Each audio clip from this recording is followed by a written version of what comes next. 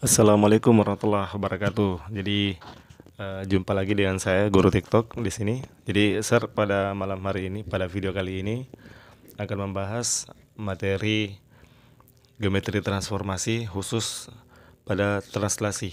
Jadi ini materi kelas 9 ya semester ganjil atau semester 1. Baik, kita langsung masuk ke materi dulu.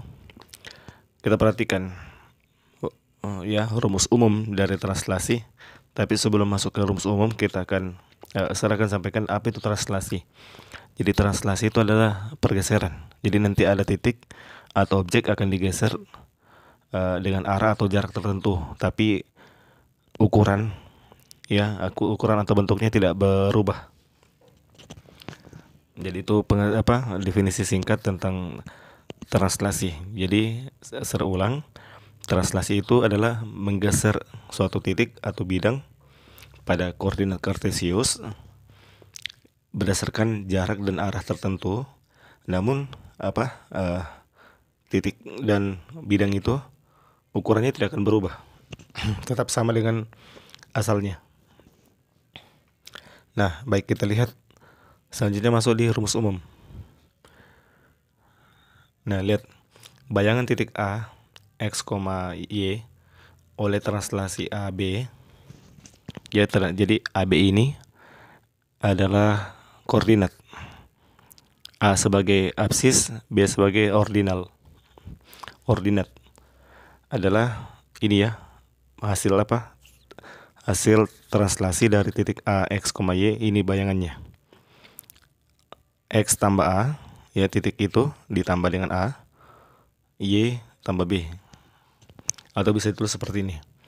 Titik A, X, Y ditranslasikan oleh titik koordinat A, B, AB. Itu jadinya A aksen, titiknya itu X tambah A, Y tambah B.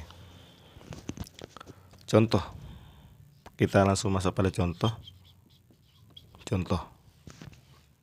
Misalkan tentukan, ya, contoh ini.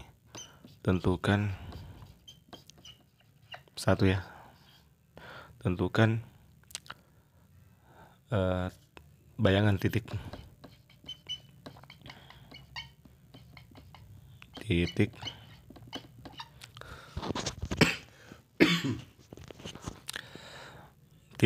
misalkan A, ya. A itu misalkan 10,2 oleh translasi 3,-2.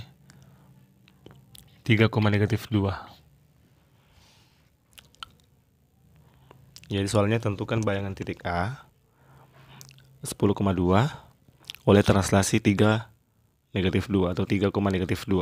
Kita akan jawab.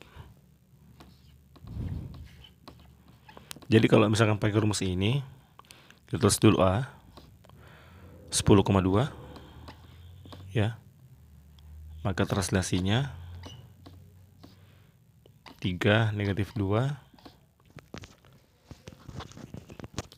Jadi untuk bayangannya itu 10 nanti tambah 3, jadinya 13. Atau saya tulis saja, ya. 10 tambah 3, 2 tambah -2 atau 2 kurang 2. Nah, atau bisa tulis nanti A aksen 13,0. Nah, itulah bayangan dari hasil translasi titik 10,2, ya, ini 13,0. Nah, kalau misalkan kita mau coba gambarkan di bidang koordinat kartesius, maka gambarnya kurang lebih seperti ini. Ini sumbu Y, ini sumbu X, ya. Ya, kita pertama menentukan titik A 10,2, berarti Ini 1, 2, 3, 4, 5, 6, 7, 8, 9, 10 ya di sini. 1, 2, 3, 4, 5. Kan 10,2 berarti titik A itu di sini. X-nya 10, Y-nya 2. Nah, di sini A 2. Selanjutnya, nah, tadi ditranslasikan oleh 3, negatif 2. Sehingga kita dapat titik baru 13,0. Ya, ini kan 10, 11, 12, 13. Nah, sini A aksen 13,0.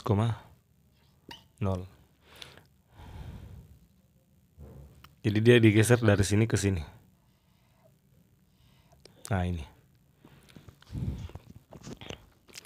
Ya, jadi begitu. Jadi dia bisa juga diartikan bahwa titik 10,2 digeser 3 satuan ke kanan, ya, 2 satuan ke bawah.